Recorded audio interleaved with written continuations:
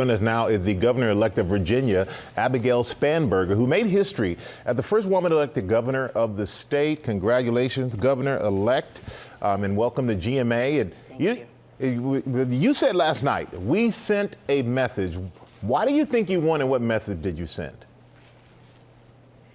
We sent a message that voters want someone who is responsive to their needs, to their priorities, to their concerns. And certainly since the earliest days that I have been campaigning, I have heard all across the Commonwealth about the impact of rising costs in healthcare, housing, and energy, the worries that parents like myself have about the future of our kids, wanting to ensure that our public schools are strong.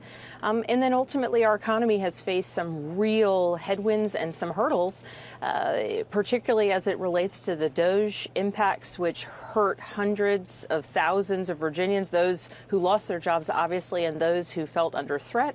And now that we are in this government shutdown that is impacting federal workers, more than 320,000 of whom call Virginia home, government contractors, and our entire economy, I think it was a very clear message that Virginians want a governor who will not only stand up for them, for our jobs, for our economy, but also lay out clear plans to really impact and address the issues that matter to them and the things that keep them up at night. And obviously your campaign resonated with voters out there. Do you feel like your campaign is the model for how Democrats should run in 2026? Well, I think we certainly did fantastic things on the ground. We were everywhere across the Commonwealth. We had an incredible field operation of people engaging voters. We got started really early, making sure that every community and every potential voter knew what it was that I am for, why it is that I'm asking for their vote.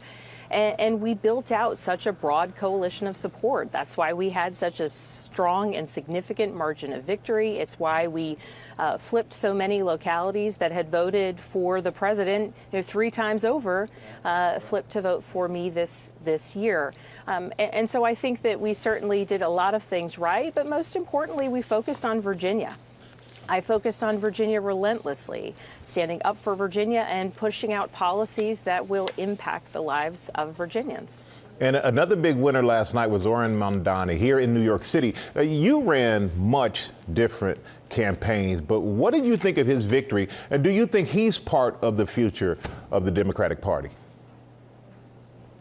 I think ultimately what I'm hearing from people all across Virginia is that they want someone who's going to deliver for them, who's going to be responsive. And so I think any candidate who's being responsive to the needs of their constituents, certainly my dear friend Mikey Sherrill had an extraordinary win in New Jersey demonstrating just that as well, that is what matters to voters. And the next piece of judgment is what we are able to deliver.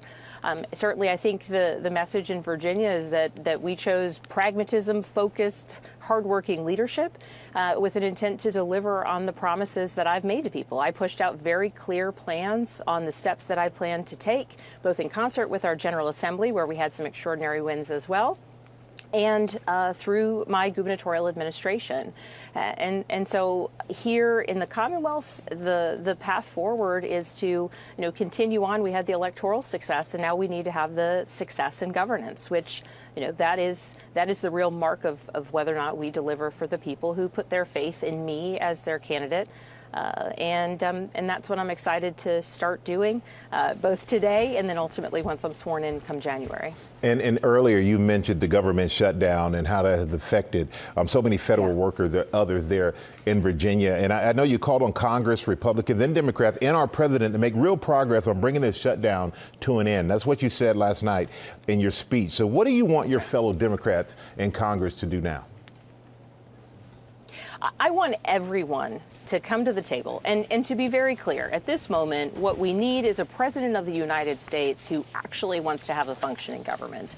And in my ideal scenario, we would have a president who would pull people together, bring people around the table, and move us through this impasse. In the absence of that, it falls on everyone else within the halls of Congress, Democrats and Republicans, to get to a deal that will reopen the government. Virginians are suffering. We have government contractors, and you know, those are the folks who are custodial staff in so many of our federal buildings, the cafeteria staff in so many of our federal buildings. They will never be made whole for this time that they have spent home from work. Government contractors across the board, federal workers, the impact is real on Virginians. And as governor, I'm going to push everybody to come to the table and to solve this. Yeah, I can agree. The impact is real. Governor-elect Spanberger, thank you so much for your time this morning. Congratulations. Thank you.